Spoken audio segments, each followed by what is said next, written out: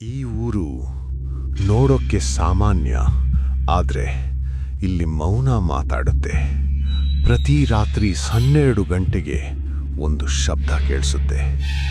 ಆ ಶಬ್ದ ಕೇಳಿದ ಕ್ಷಣ ಊರೇ ಉಸಿರು ಹಿಡಿದುಕೊಳ್ಳುತ್ತೆ.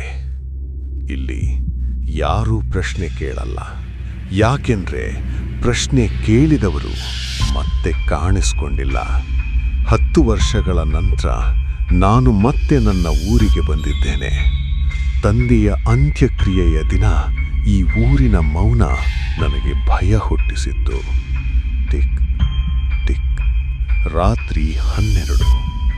ಒಂದು ಕ್ಷಣದಲ್ಲಿ ಒಂದು ಊರು ದೀಪ ಆರಿಸುತ್ತದೆ, ಒಂದು ಊರು ಕಣ್ಣು ಮುಚ್ಚುತ್ತದೆ.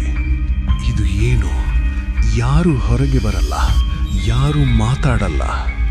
ಅದೇ ರಾತ್ರಿ ತಂದೆಯ ಹಳೆಯ ಕೋಣೆಯಲ್ಲಿ ಒಂದು ಧೂಳಿನಿಂದ ಮುಚ್ಚಿದ ಡೈರಿ. ಅದರಲ್ಲಿ ಬರೆಯಲಾಗಿತ್ತು, ನಾನು ಸಾಯುವುದಿಲ್ಲ, ನನ್ನನ್ನು ಕೊಲ್ಲುತ್ತಾರೆ.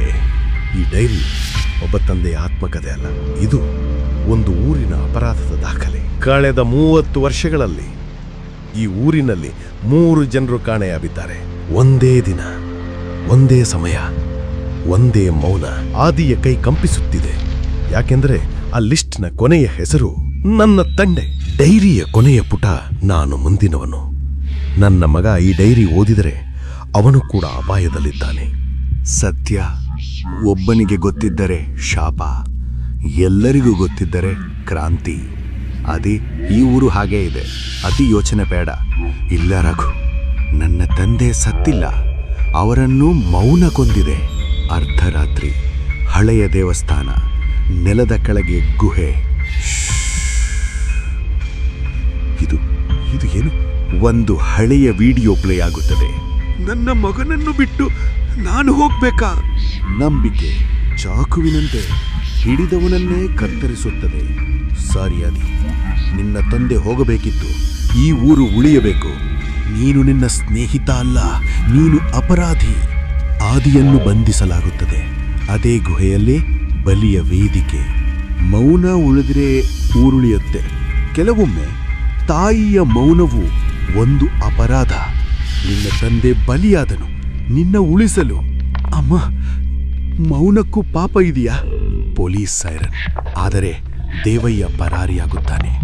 ಸತ್ಯ ತಡವಾಗಿ ಬರಬಹುದು, ಆದರೆ ಬಂದಾಗ ಮೌನ ಚೂರು ಚೂರು. ಈ ಊರು ದೇವರ ಹೆಸರಿನಲ್ಲಿ ಮಾನವನ ಬಲಿ ತೆಗೆದುಕೊಂಡಿದೆ. ಇನ್ನು ಮೌನ ಇಲ್ಲ. ವಿಡಿಯೋ ವೈರಲ್ ಆಗುತ್ತದೆ. ದೇವಯ್ಯ ಬಂಧನ. ಊರು ತಲೆ ತಗ್ಗಿಸುತ್ತದೆ.